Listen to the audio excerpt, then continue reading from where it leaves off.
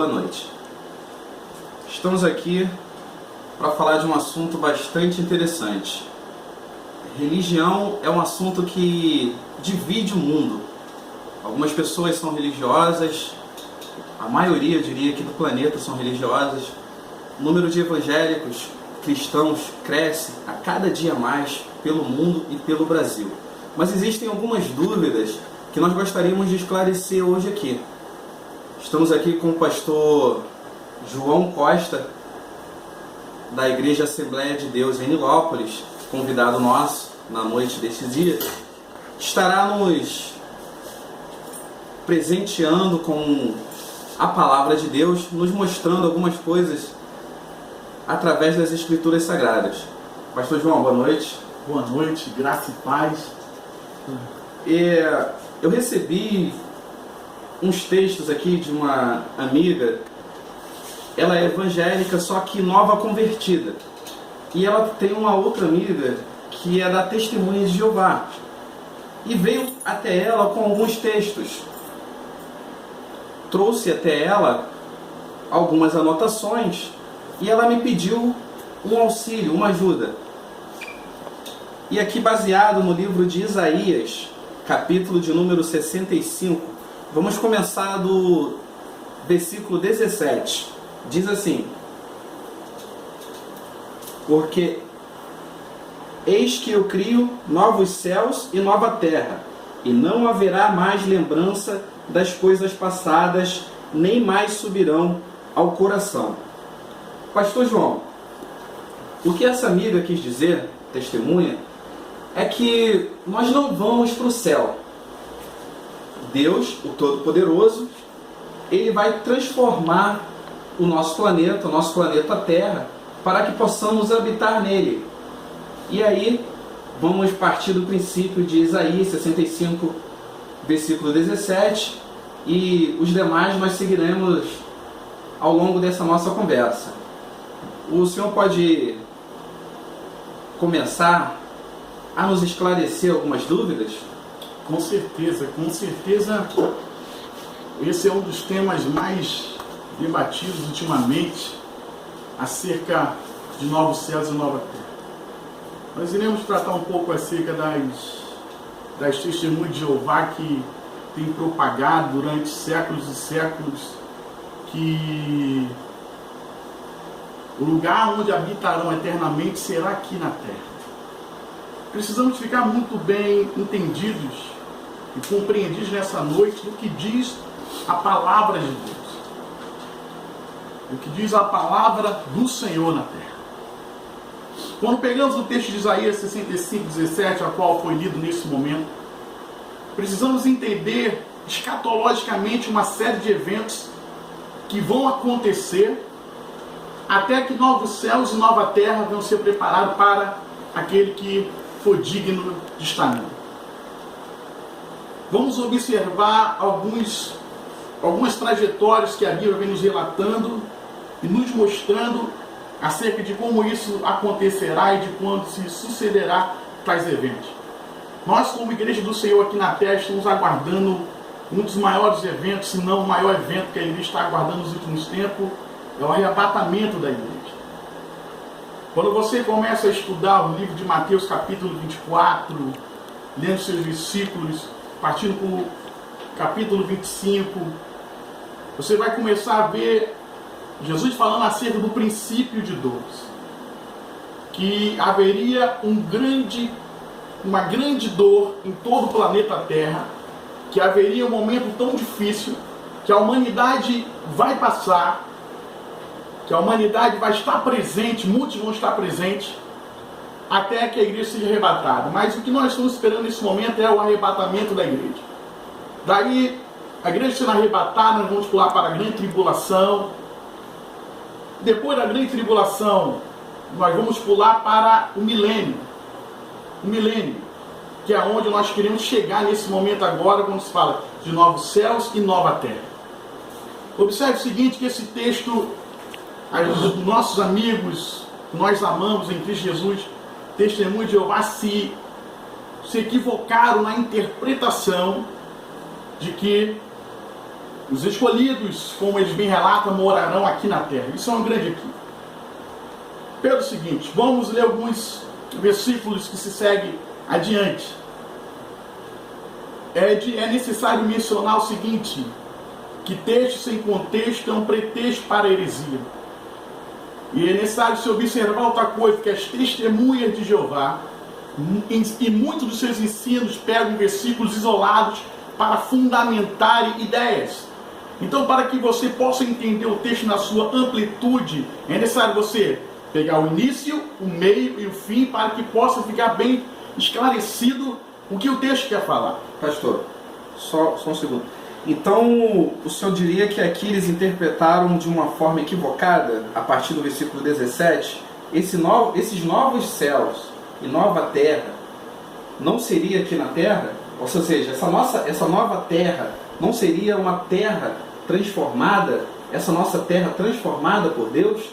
Vejamos o seguinte, quando a igreja passar pelo que nós entendemos que é o princípio da grande tribulação, que é o período de grande dor, de grande sofrimento, a qual, no final de 7 anos, escatologicamente comprovado de acordo com a Bíblia, Jesus vem, entra com a sua provisão, destrói o anticristo, acaba com o mal e vai estabelecer o seu reino milenar.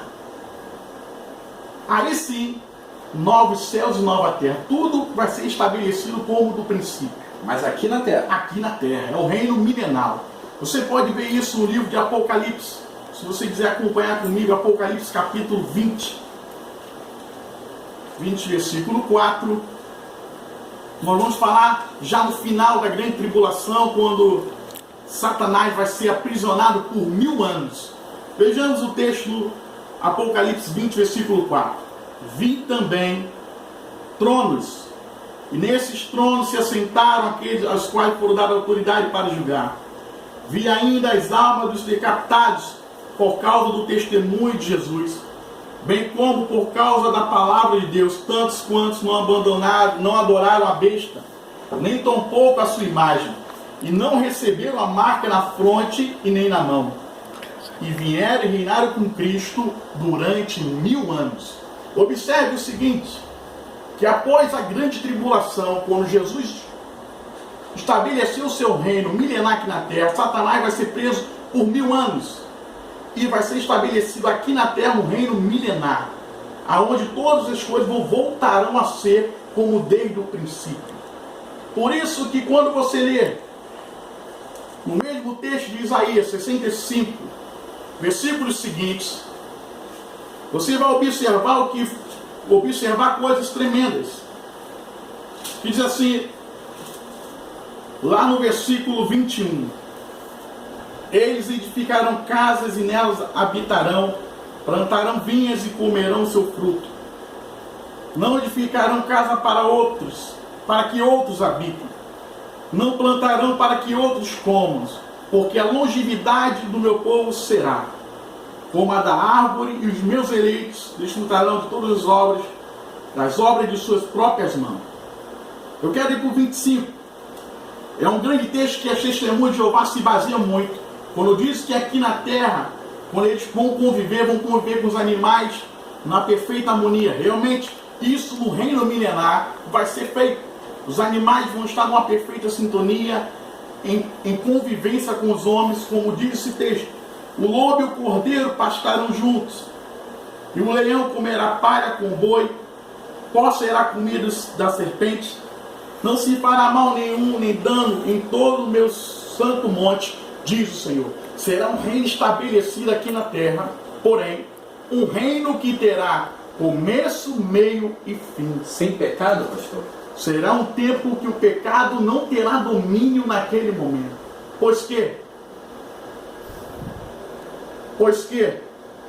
as pessoas estarão como estavam no jardim do Éden. O pecado não mais habitará nesse período com as pessoas que estiverem no reino milenar do Senhor Jesus. Vai ser um reino completamente de paz estabelecido aqui na terra. Entendeu, meu jovem? Sim, estou entendendo muito bem o que o senhor está querendo dizer. E eu diria que, baseado nesse texto, como que o Senhor pode provar que depois dos 1000 anos nós iremos para o céu? Porque segundo eles dizem que somente os 144 mil herdará o céu. Ou seja, será que nós não vamos para o céu? Observe-se o seguinte, que escatologicamente falando, depois desse reino milenar onde Satanás estará preso por 1000 anos, a terra estará no perfeito equilíbrio. As nações que forem sair da grande tribulação e entrar na terra vão estar em tudo perfeita harmonia. Sim. Terá uma grande paz em toda a terra. Todos se darão muito bem. As testemunhas de Jeová, elas afirmam que permanecerão aqui na terra. Mas eu quero vos afirmar de antemão que a terra a qual Deus tem preparado para os seus eleitos não é aqui na terra. Não é aqui na terra. Vamos ler o texto da primeira carta de Pedro. Texto da primeira carta de Pedro. Para que nós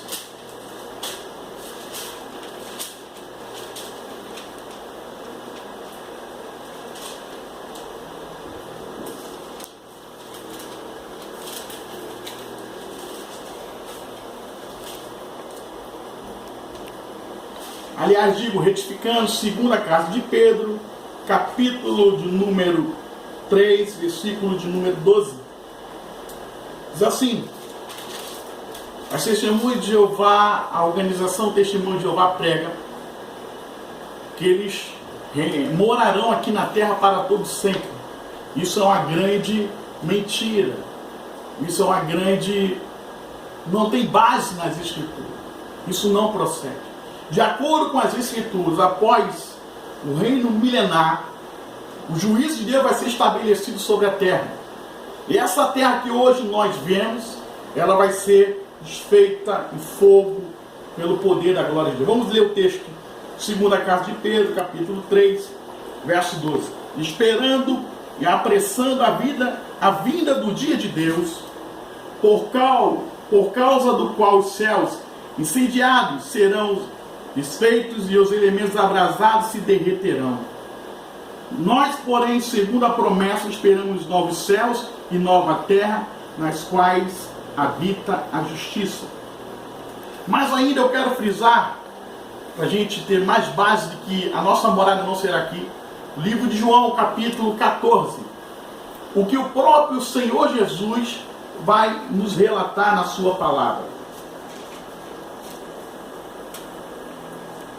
Se estiver em casa também pode acompanhar conosco. João 14. João 14.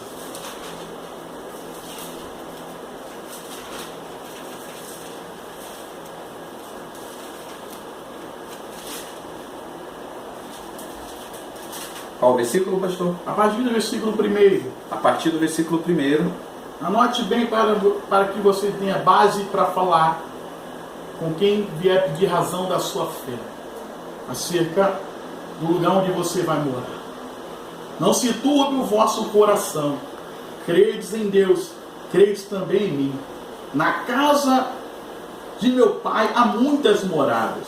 Se assim não fora, eu vos teria dito, pois vou preparar-vos lugar. E quando eu for e vos preparar lugar, voltarei e vos receberei para mim mesmo, para que onde eu estou estejai vós também. Observe que o próprio Jesus, ele vai através da sua palavra dizer aonde será a nossa morada eterna. A morada daquele que está em Cristo Jesus é no céu e não na terra. Entende-se aqui que ele estava falando da casa do Pai, logicamente que Deus Pai habita no céu. Isso. Então aqui seria uma promessa de Jesus Cristo para conosco, que moraríamos com Ele lá no céu. Com certeza, é isso mesmo. Tá aí um texto realmente bastante intrigante, que confronta o ensinamento dos nossos queridos testemunhos de Jeová. Realmente é claro esse texto, não necessita assim de tanta interpretação para poder saber o que vem dizendo. E, pastor, sobre os 144 mil, que eles tanto dizem que serão deles, o reino dos céus. Ou seja, tem como a gente saber quem é que faz parte desse pequeno grupo? Os 144 mil... De onde surgiu essa ideia deles? Tem sim, tem um texto em Apocalipse. Texto em Apocalipse. Que fala acerca dos 144 mil. Vamos procurar aqui os 144 mil.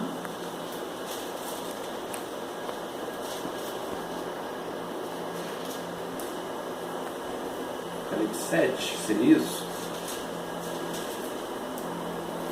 Isso, 144 mil. Esse, segundo as testemunhas de Jeová, os 144 mil são aqueles que vão morar no céu com Deus. E de onde provém isso? De onde surgiu essa ideia desses 144 mil? Porque eu já vi algumas pessoas relatando que não sabem se fazem parte desse grupo dos 144 mil. Então tinham dúvidas se vão ou não para o céu. Já vi cristão preocupado, tipo, olha, não sei se eu sou puro, se eu faço parte dos 144 mil. Procede essa dúvida, esse desespero? Procede, essa é uma dúvida muito pertinente. E é o que muitas pessoas ficam embaraçadas. Quem são os 144 mil que vão morar no céu? Como eu vos falei, os 144 mil vêm da grande tribulação. Todos nós sabemos o seguinte, que a nação de Israel ainda não reconhece Jesus e nem reconheceu Jesus como seu Salvador. É fato. E a Bíblia vai dizer o seguinte, que Israel, no tempo da grande tribulação, quem lê entenda como diz o livro do profeta Daniel, no seu capítulo 9, 10, 11, 12, que vai falar acerca do anticristo, quando estabeleceu o seu reino aqui na terra. Para que nós possamos entender um pouco dos 144 mil, você tem que entender sobre grande tribulação. A grande tribulação será um período de 7 anos, que se dará aqui na terra. E esse período vai ser um período tão terrível como nunca houve na terra. Aonde aqueles que ficaram aqui na terra, que não foram arrebatados, estiverem aqui na terra, sofrerão como nunca sofreram na terra.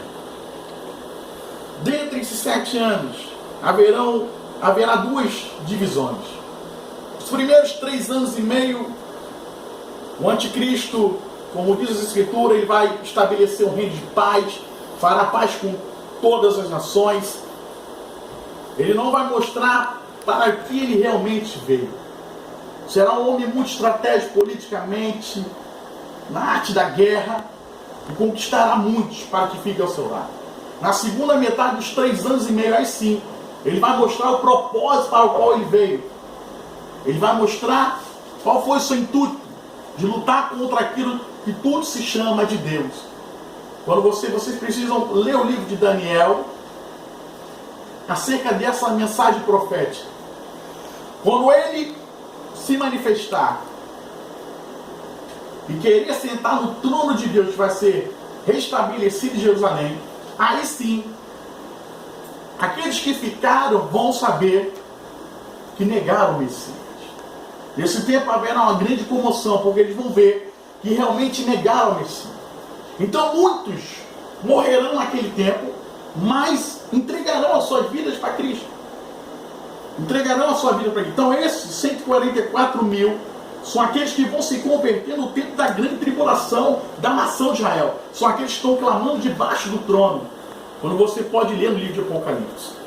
Então esses são nação de Israel, povo de Israel, que vai se converter nesse período, durante grande tribulação. São esses que estão debaixo do trono, clamando a Deus. Ou seja, o crente servo do Deus Altíssimo, o servo de Jesus Cristo, aquele que reconhece a Jesus Cristo como Rei, como suficiente Salvador, único e suficiente Salvador, esse não estará aqui. Aquele que anda em retidão com Deus não estará aqui. Não estará aqui. O que vencer, o que for curado por Deus, aquele que viver de acordo com a palavra, andar em retidão, conforme diz as Escrituras, ele será arrebatado para morar com Deus. Agora, para os que ficarem, grande sofrimento haverá. Então é isso que as testemunhas de Jeová se confundem muito. Esses são aqueles que vieram na grande tribulação. Ou seja, no céu, como disse realmente Jesus, há muitas moradas. Então você não pode ficar vivendo aqui com medo de não fazer parte desse grupo, dos 144 mil. Você fez a vontade de Cristo, você andou conforme diz a palavra, você andou como Cristo quer que você ande, automaticamente você vai. Com certeza. Ou seja, com certeza. A terra não existirá para nós. Com certeza. Esses novos céus, essa nova terra, não é aqui. Não é aqui. Isso você pode ver no Apocalipse 21. E lá está, o título fala Novos Céus e Nova Terra. Apocalipse, capítulo 21. Se quiser acompanhar aí. É bom sempre acompanhar, porque Apocalipse 21. Como diz o livro de Oséias, capítulo 4, versículo 6, o povo perece porque eles faltam conhecimento. Nós devemos ser como os crentes de Bereia, Atos 17. Quando o apóstolo Paulo pregava, eles tinham por hábito abrir os textos e examinar as escrituras. Necessário é examinar as escrituras e o conteúdo dela. Você pode ler, caro irmão Saltinho, capítulo 21, pode ler. Versículo qual? Pode ler do 1 até o 8, até o 7. Vamos lá. O título diz: o novo céu e a nova terra. E vi um novo céu e uma nova terra, porque já o primeiro céu e a primeira terra passaram, e o mar já não existe. E eu, João, vi a santa cidade, a nova Jerusalém de Deus, descia do céu, abençoada como uma esposa ataviada para o seu marido. Eu vi uma grande voz do céu, que dizia: eis aqui o tabernáculo de Deus com os homens, pois com eles habitará, e eles serão o seu povo, e o mesmo Deus estará com eles, e será o seu Deus. E Deus limpará dos seus olhos toda a lágrima, e não haverá mais morte, nem pranto, nem clamor, nem dor, porque já as primeiras coisas são passadas. No 5 diz assim: e o que estava sentado sobre o trono disse: eis que faço novas todas as coisas. E disse-me: escreve, porque estas palavras são verdadeiras e fiéis. No 6, e disse-me: eis, está cumprido. Eu sou o Alfa e o Ômega, o princípio e o fim.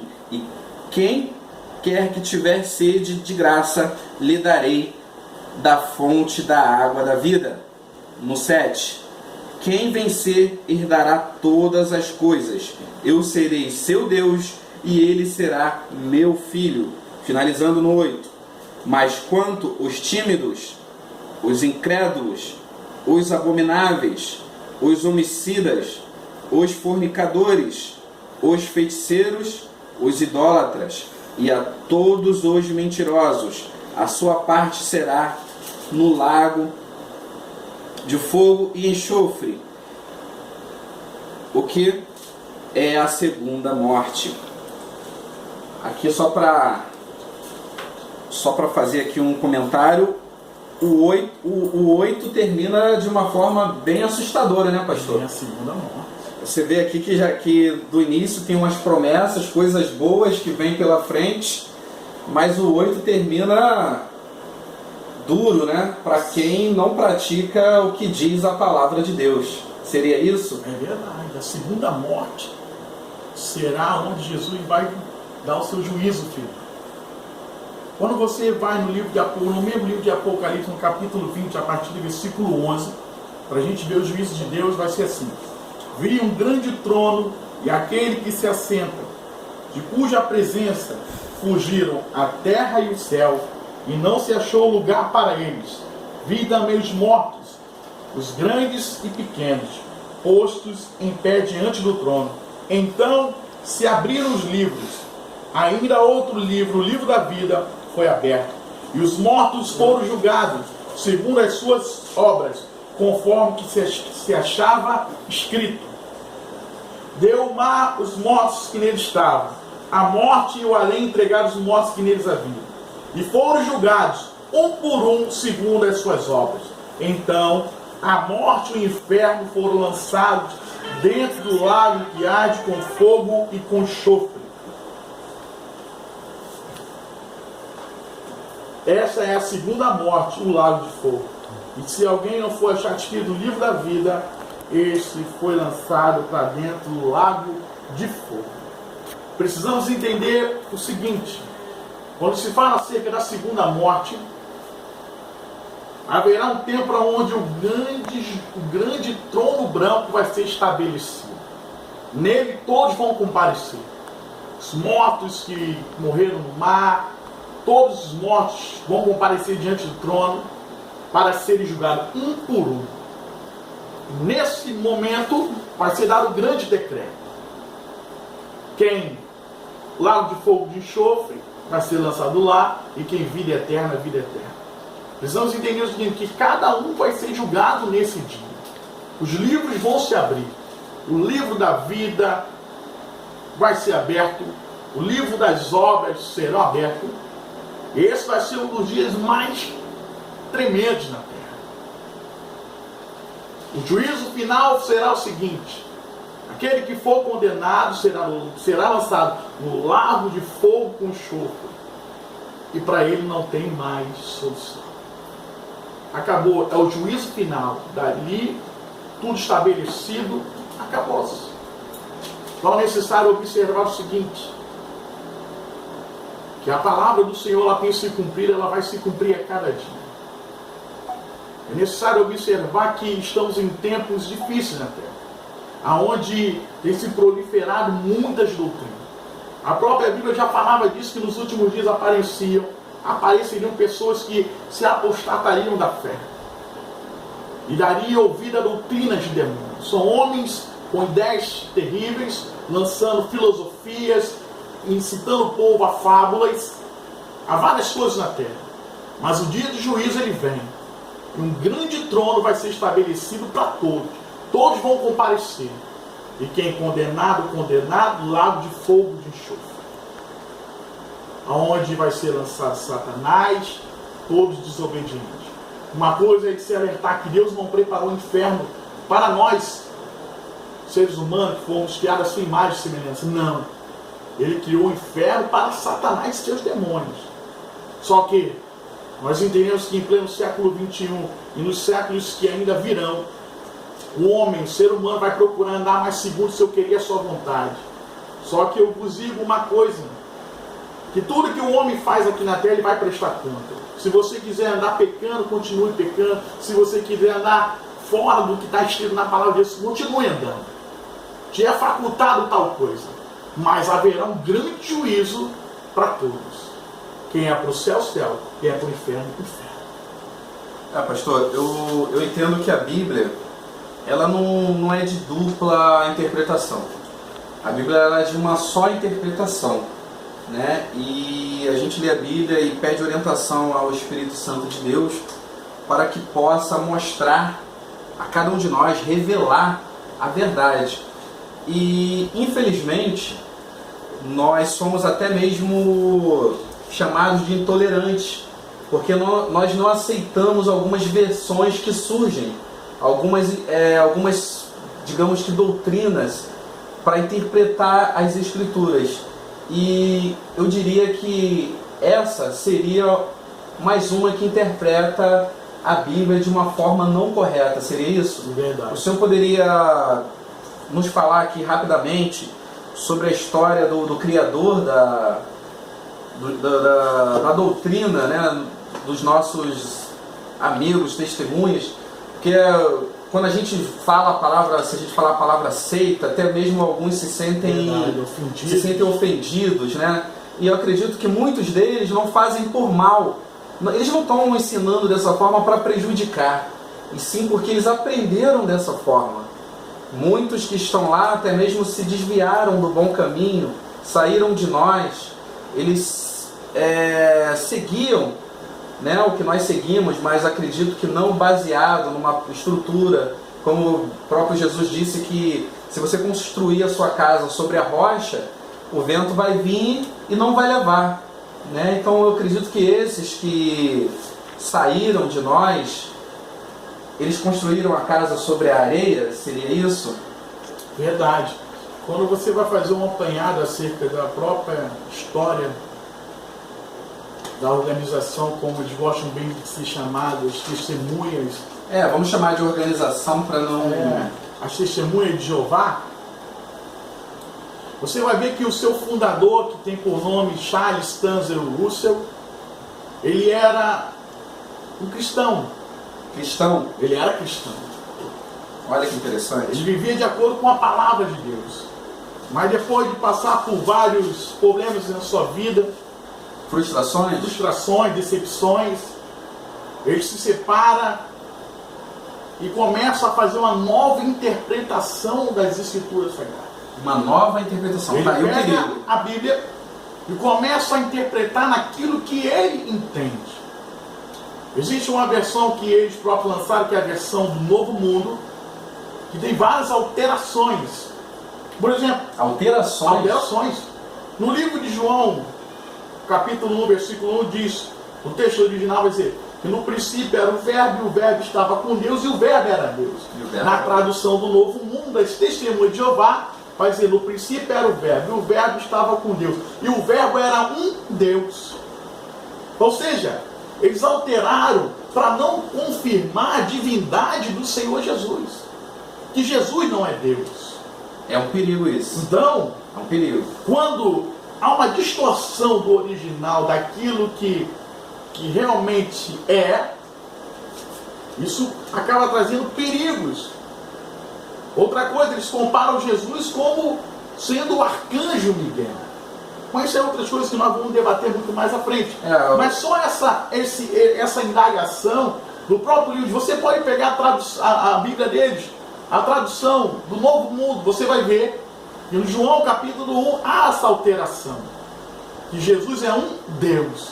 Só que nós sabemos que Jesus é o próprio Deus. Jesus é o próprio Deus. João 10,30 vai dizer, eu e o Pai somos um. E o texto original, João 1, no princípio era o verbo estava com Deus e o verbo era Deus.